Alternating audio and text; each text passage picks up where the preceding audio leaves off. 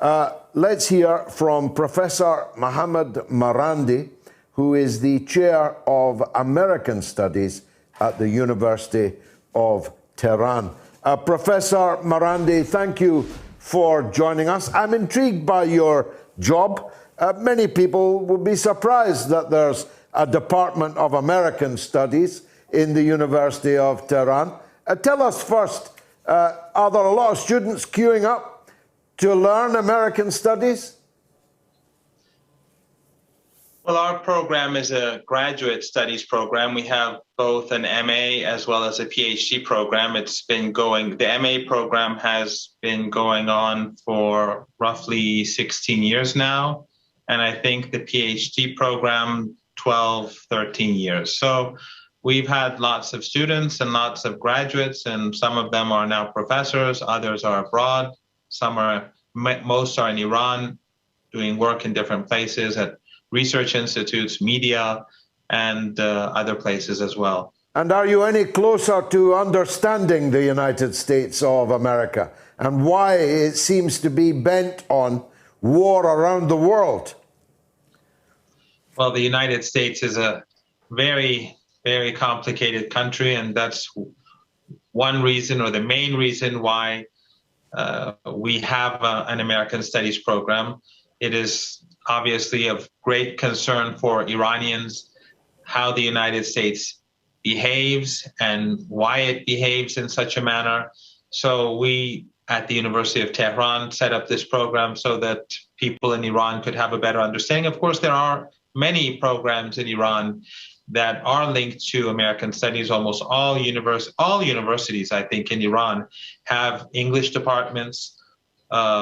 Most important universities, if not all of them, have international relations, politics. So the United States is studied in one form or another in Iran, whether it's in the social sciences, fine arts, cinema, or the American Studies program, as I'm involved with. Very interesting. Now, we'll come back to America, indubitably, but this week, the new Prime Minister of Israel said he was ready for war with your country. I happen to know that your country is ready for war with him if he starts one. So how serious is this? As we speak, I have not heard anyone take him seriously in Iran. Israel is a very small country.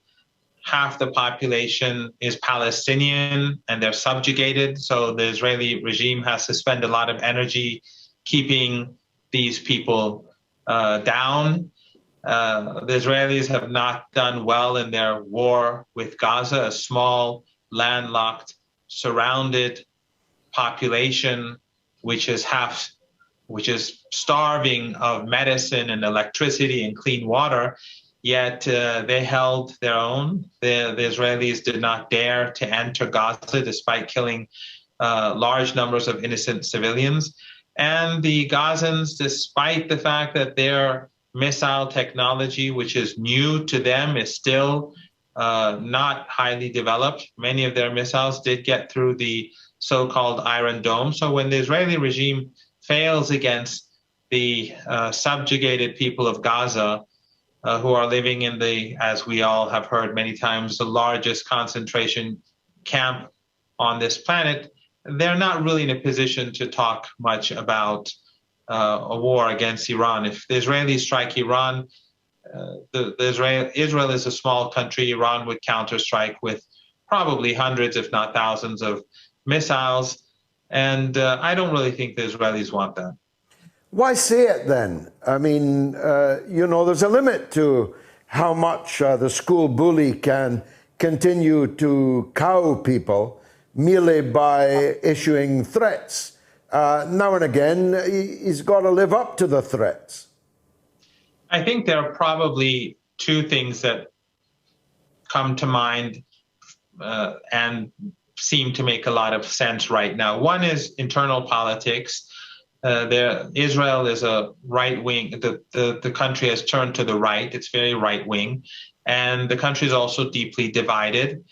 The Netanyahu supporters would want to bring down this government as soon as possible. Both compete to look tough in the eyes of, as I said, a very right-wing Israeli society. The second, I think, is the legacy of arrogance. They've been the bully on the block, as you've pointed out, for a very long period of time, but the world has changed.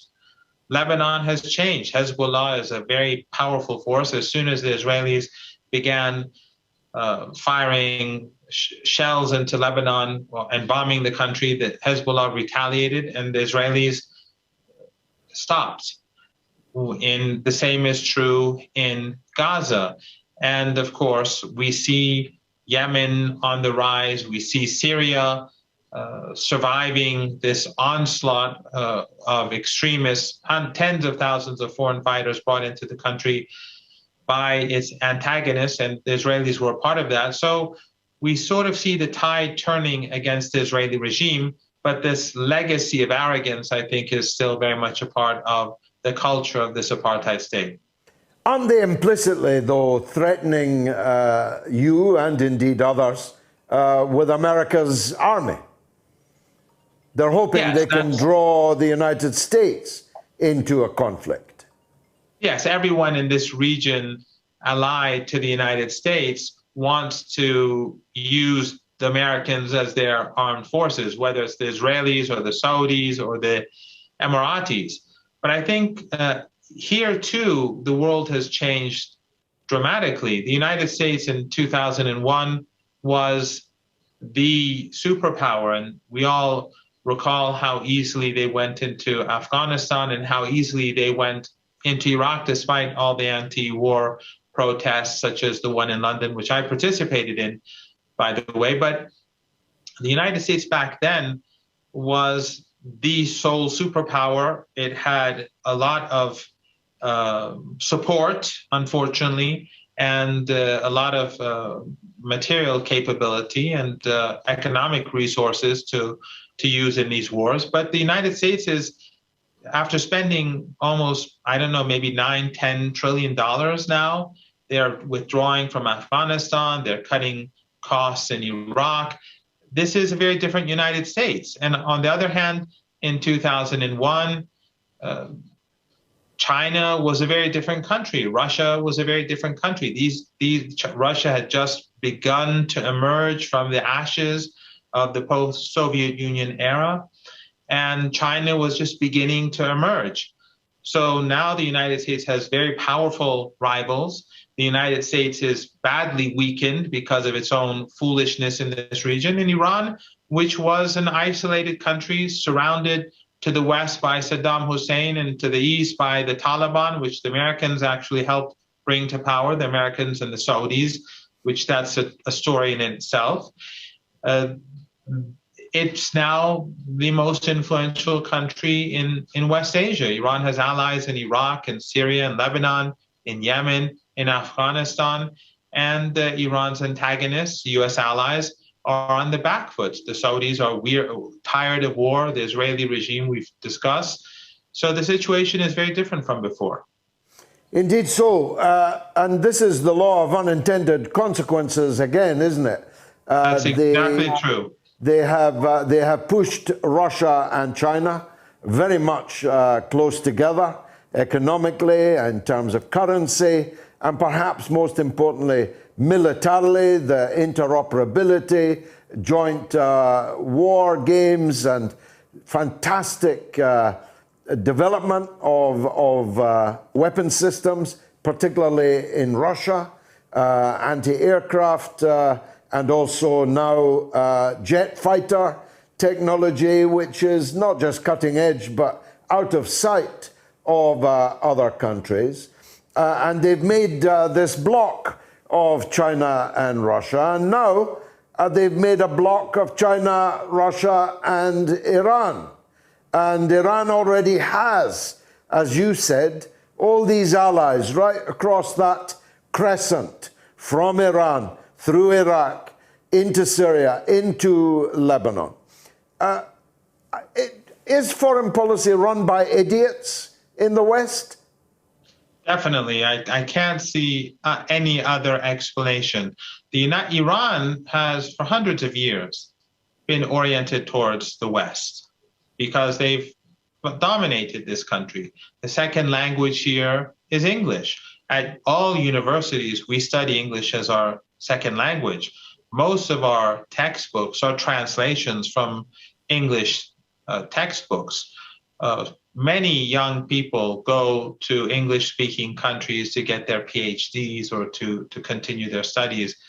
But when the United States constantly, and when its allies constantly antagonize Iran, then gradually you see Iran shift away from the United States and Europe. We see that now China is much more of an important trading partner for Iran than Western countries. So when Western countries sanction the country, they impose maximum pressure sanctions to make ordinary people suffer as much as possible. Not only does that create hatred and contempt among politicians and the population, but it also creates an incentive for Iran to move towards those countries that open their doors and carry out trade or behave in a friendly manner. And that, of course, includes countries like Russia and China. And the same is true for China and Russia. When the United States and the Europeans try to isolate China, then they have an incentive to move closer towards Iran and Iran's allies. And the same is true with Russia. So the fools in the White House, as well as the fools in Western capitals, just like the fools in Tel Aviv, I think they make many of their decisions based upon this tradition of arrogance, this feeling of being exceptional, but they don't have the power that they once have. They don't have the capabilities that they once have. And I think we're seeing sort of multiple Suez moments as we move along during the last few years. And I think in the months and years ahead, we'll be seeing more of that. Now, you have a new president described normally as hardline. You're in talks in Vienna. Process hasn't finished. Do you expect the United States to re-enter the nuclear deal? The reason why they call the new president in Western countries a hardliner is because he's adamant that Iran's sovereignty must be preserved. No one believes that he's being hardline towards Argentina or Brazil or Bolivia or Venezuela or South Africa or Morocco or India or China. The issue is the United States. And the problem is that the United States is not willing to treat Iran as an equal country. It's not willing to treat the Iranian people with respect. And a good example of this was the nuclear deal that was signed in 2015. After the deal, under Obama, the United States failed to abide by its commitments, whereas Iran did. Under Trump, the United States tore the agreement. And under Biden, the United States is still pursuing Trump's policies. And then recently in Vienna, during the negotiations, the Americans and the Europeans, they demanded new concessions, and they also demanded that many of the sanctions that were imposed after the deal, that violate the deal in the spirit of the deal, that they remain in place, and that Iran adds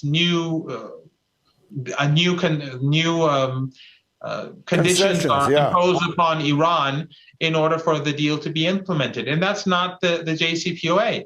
So when the United States treats Iran as such, then I find it very difficult for us to move back to the JCPOA or the nuclear deal under these circumstances. If the Americans and the Europeans continue to expect that Iran give more than what was already agreed upon, which is appeasement, I don't think we're going to have a deal, because I don't see Iran appeasing the United States or the Europeans. And if you don't have a deal, you'll continue to enrich uranium outside of the terms of the original deal, correct?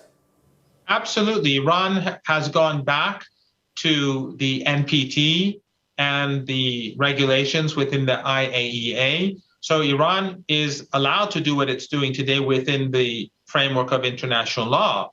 but not within the framework of the nuclear deal. But if the other side does not abide by the deal, then Iran is not going to abide by its commitment either. So Iran is going to develop its enrichment program, it's going to develop its nuclear program as far as possible within the framework of international law. And there's also another element to it. While Iranians are suffering, and there's no doubt that Iranians are suffering, the Americans and the Europeans are trying to make ordinary Iranians suffer as much as possible. This is a war against ordinary people, these sanctions.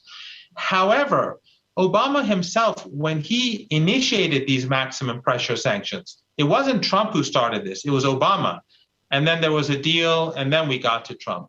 When Obama signed, after the United States signed the JCPOA, along with Iran and other countries, because the United States accepted Iran's right to enrichment, then the Iranians agreed to talk, and then we had the deal. When he faced criticism for signing the deal, Obama himself said, these sanctions will not last forever. Gradually, the sanctions regime will fall apart. And I wanted to sign a deal before that process began. So this is something that Obama himself admitted. The Iranians are already passing through the worst of these sanctions, and it is gradually finding new partners, also enabling or finding the capability inside the country to overcome some of the problems that were created by the sanctions. It's still tough, but it's no longer as bad as it was 2-3 years ago. So as Russia and China and other countries rise, as Iran rises further, as the United States and its allies find it more difficult, the sanctions regime is going to erode even more swiftly. So time is not on the side of the Americans or the Europeans, but still it's that arrogance that prevents them from behaving sensibly, signing the deal, going back to 2015, and engaging with Iran as a normal country. It's not possible for them, it seems, at least at the moment. Professor, it's been a pleasure talking with you. Thanks for joining us on the Mother of All Talk shows.